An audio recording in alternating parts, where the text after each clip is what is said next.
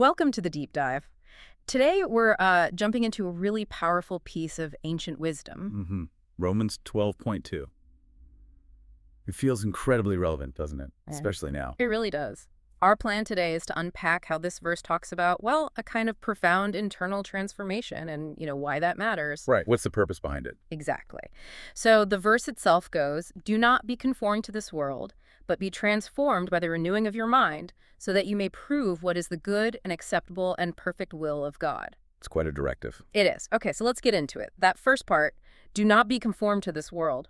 What are we really talking about here? Well, it's more than just, avoiding bad habits. Right, it feels deeper than that, like resisting the general drift. Exactly. It's about pushing back against these sort of invisible pressures, the behaviors, values, even the thought patterns of the culture around us. The age, as some translations put it. Which today could mean so many things. Social media pressure, workplace norms. Oh, absolutely. Think about how easily we absorb opinions or that constant pressure to project a certain image online. It's subtle. Yeah, it shapes our inner world, our beliefs, what we value, sometimes without us even noticing. It's that passive acceptance the verse warns against. It's about resisting those external forces trying to mold our inner landscape. Okay, so it's not just about doing different things, but fundamentally thinking differently, which leads straight into the next bit. Okay.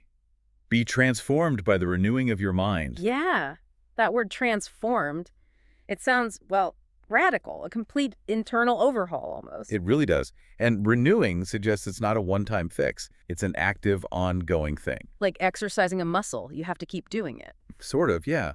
It's like consciously choosing to let God's truth or a higher perspective reshape how you process everything, instead of just defaulting to the world settings. So you're actively dismantling old ways of thinking and building new ones. Precisely.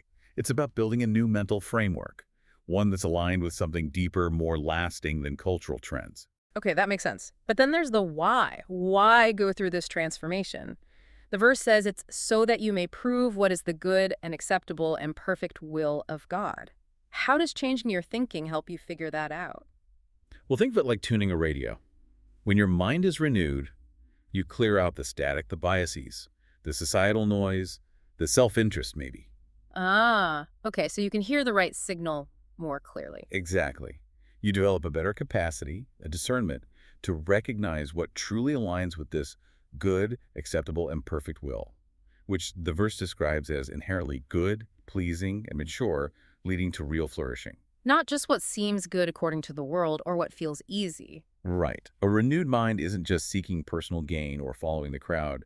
It's looking for what's intrinsically right, sound, and ultimately fulfilling on a much deeper level. So let's bring this home for you listening. In our world, which is just full of noise, information overload, constant choices, this feels like a pathway to clarity, doesn't it? Definitely. It's an invitation to, take the reins of your own mind. Yeah, to consciously decide what shapes your perspective rather than just letting the world do it passively. Imagine facing a big decision, career, ethics, whatever, with that kind of internal clarity. It offers a different way to navigate it all.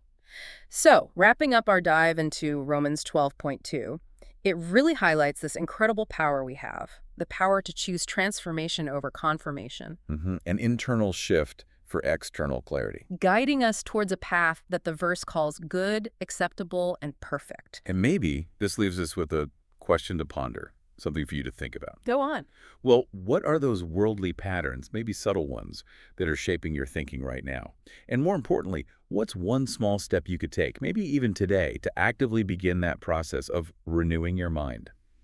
How might challenging those ingrained thoughts open you up to understanding your own unique purpose a bit more clearly?